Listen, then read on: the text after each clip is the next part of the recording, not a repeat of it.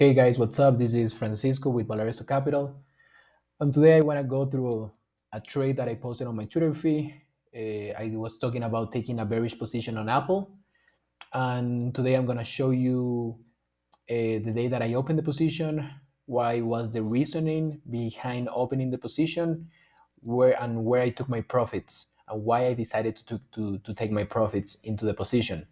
So first of all, we can see here, right, we have Apple. It has been one of the most bullish stocks here, and I actually took a bearish position on Apple.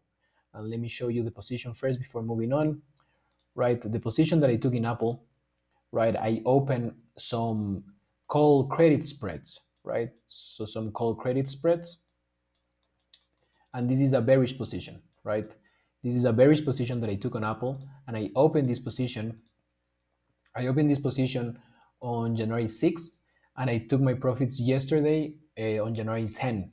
So as you can see, I sold the call credit spreads for 200 for $200 each, and I bought them back for $85. So this was somewhere around a 60% gain on my position. So let me explain to you why I took the position and why did I take my profits on such day. So here we're back on the chart. So here's Apple, right? Everyone is talking about Apple, Apple to new highs, right? The move into the 3 trillion mark.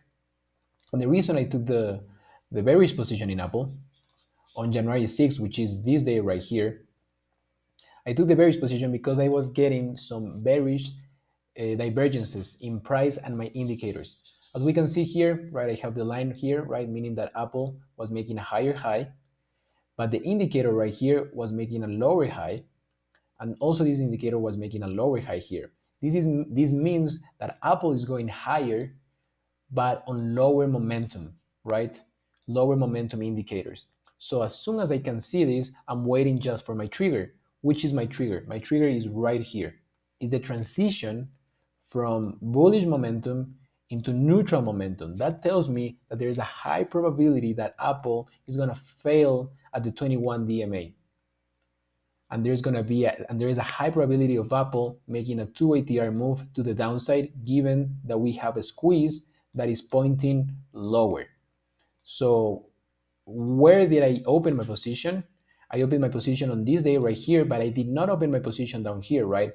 I waited for Apple to rally into the 21 EMA, and after Apple rallied to that 21 DMA, I opened my position there, and I was targeting a move right down here to -2 ATR. And I was using this level right here as my stop. That gives me somewhere around a 2 to 1, or you can call it perhaps a 1/8 to 1 risk reward. But that's enough for me to get some risk into the position, to get some size into the position. So this was a small position for me, mostly given that if the market starts to chop around, that as we have seen in the last month, I usually cut my positions in half, and that's the reason of why I took a small position in Apple. But the opportunity was there, right? I opened right here, the momentum, right? We have the divergence, momentum going into neutral, and we have the squeeze pointing lower. I open my position right here. 2 days later, Apple gap down right here. My first target was this pivot right here. So this is close enough for me to take profits into this position. As always, this is a fast moving market, and this is the kind of market in which you have your profits and you just have to take them. Because the next day we can see that Apple reclaimed that 21, reclaimed that 8, and if we start getting some neutral momentum here, some rising squeeze, perhaps this is going to be an opportunity to the long side. But we need to first wait for the trigger. So that's the trade that I did in Apple.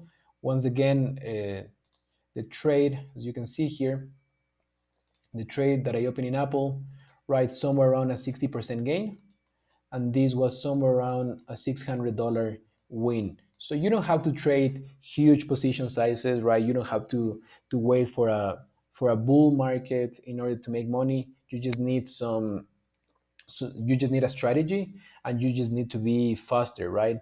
So there's always opportunity in the markets, right? This is a really acceptable gain, and this is basically just me selling some spreads, right? Sometimes when the market is correcting, right, the VIX is usually up, and you can get some really nice premium for selling contracts. So if you have any questions, guys, on there, I'll be happy to answer them. And let me know some of the trade ideas that you may have, and if you're looking for trades into the long side or the bearish side. So thank you so much, guys, and remember to watch also my weekly update video in which I go through some of the analysis in the Nasdaq Composite, and I'm also looking at some long opportunities right now. Which one that I like right now to the long side is Tesla, and I discuss the strategy that I'm applying for that stock in that video. So thank you so much for watching, guys, and have a good one.